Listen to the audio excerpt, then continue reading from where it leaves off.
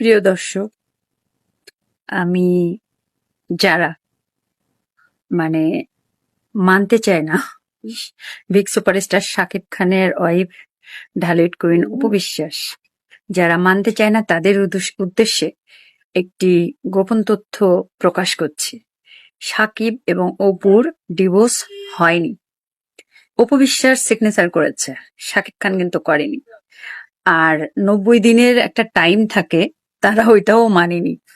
সকাল বিকাল যদি দেখা করা হয়, হাজবেন্ড ওয়াইফের মতন থাকা হয়, তাহলে সেখানে কখনো ডিভোর্স হয় না।